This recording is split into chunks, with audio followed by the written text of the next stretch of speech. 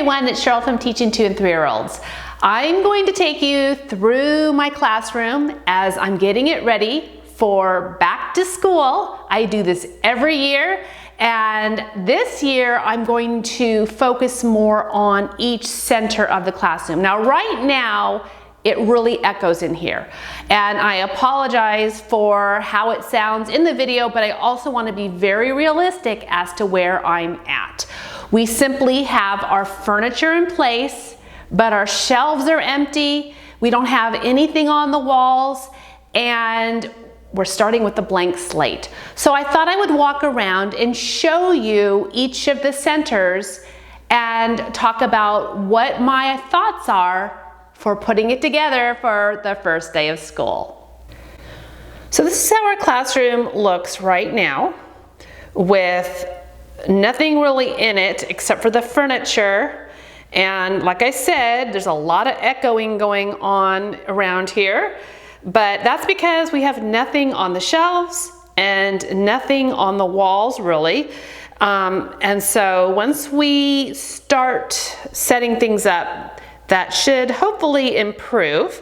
So this is our circle time area, and during our free choice centers time, this area can be additional space for the children to do. They can put some toys down on the carpet.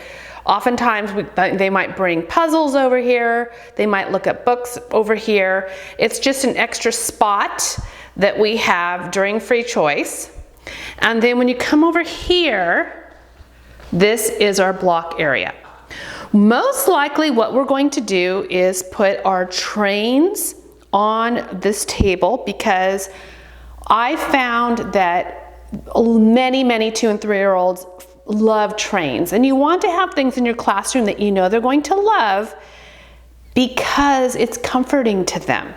So we will definitely have some trains available, most likely on the table, and we will probably have some baskets of just a few pieces, maybe some tree blocks, maybe some people, and of course we will have some cars.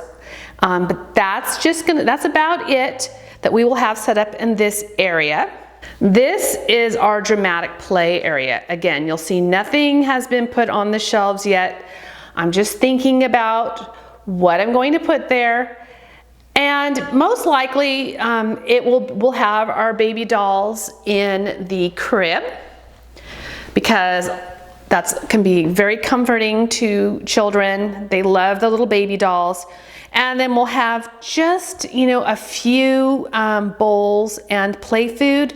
Again, not a whole lot, because less is best at the beginning while we're showing the children how we use all the pieces. Tucked over here, in front of this wonderful window, this is our writing center. Now, we might change where this goes, because kind of depending on how we set up our classroom for different themes, we have moved this around. In fact, when I did the video about the writing center, it was over here. Now, the reason why we don't start the year with the writing center over here is because it gets very congested. A lot of the children are sitting over here looking at books. This is a spot for the teachers to sit and read a book to the children, especially at the beginning of the year when there might be some children who are having a hard time. So I wanted to have more space over here. So that's why our writing table is way over there. This is our reading area, and there is our classroom tree, which has gotten so much love and attention since I've shared it on Instagram. I think that was my most popular photo ever on Instagram.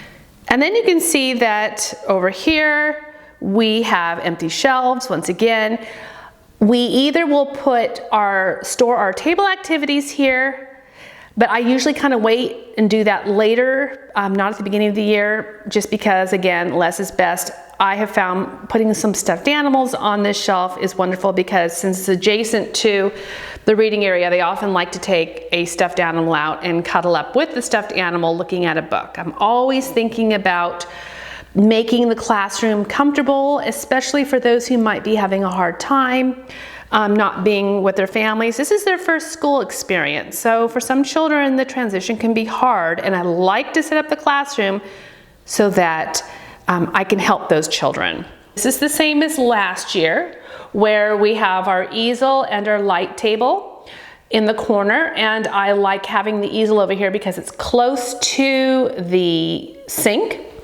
And when we have our art activities during our free choice time, free choice centers, it's going to be here at this table. So we have our art and our easel next to each other, and that way it's really close to our sink. And then also close to our sink is our sensory table. And then we have this table, these two tables here, but that will be where we will have our manipulatives, puzzles, and things like that.